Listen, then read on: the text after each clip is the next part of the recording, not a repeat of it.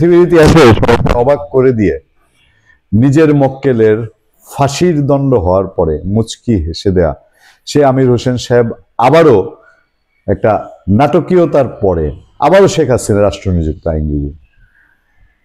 আলহামদুলিল্লাহ, শুকুর আলহামদুলিল্লাহ বলবো নাকি ইন্নালিল্লাহ বলবো আমি জানি না। এতে করে শেখ হাসিনার কি আসলো গেল তাও আমি জানি না।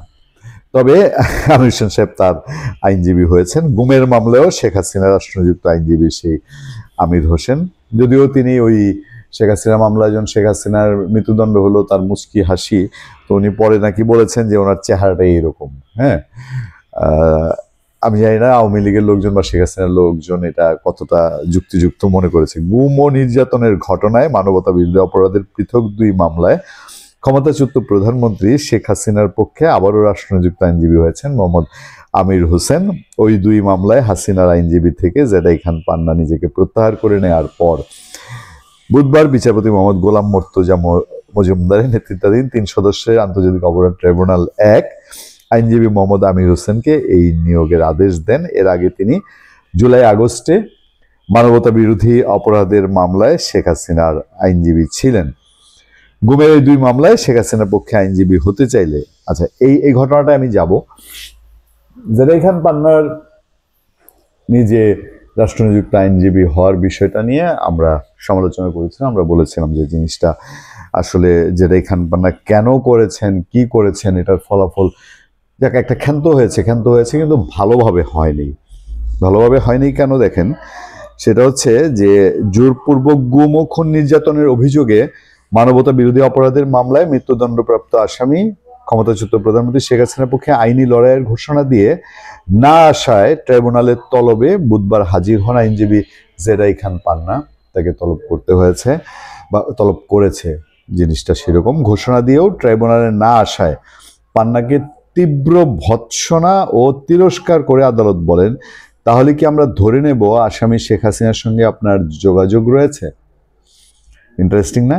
কারণ আপনি তো পূর্বে বলেছেন যেখানে আসামির আস্থা নেই সেখানে আর আপনি যাবেন না। পরে জেদাই খান পান্না আদালতের কাছে নিঃশর্ত ক্ষমা প্রার্থনা করেন।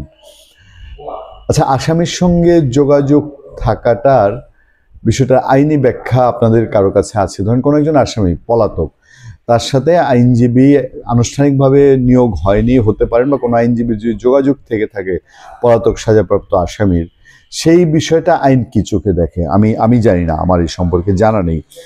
জানতে চাইলে জানতে পারবো নিশ্চয়ই, সামনে আমি কোনো একজন আইনজীবীকে জিজ্ঞেস করে আমি আপনাদেরকে জানাবো। 23 নভেম্বর সকালে শেখ হাসিনার পক্ষে লড়তে চেয়ে ট্রাইব্যুনালে আবেদন করেন আইনজীবী জেদাই খান পান্না। পরে এই বিষয়ে শুনানিতে ট্রাইব্যুনাল 1-এর চেয়ারম্যান বিচারপতি মোহাম্মদ গোলাম মর্তুজা মজুমদারের নেতৃত্বাধীন 3 সদস্যের ট্রাইব্যুনাল আবেদন মঞ্জুর করে স্টেট ডিফেন্স হিসেবে নিয়োগ দেন পান্নাকে।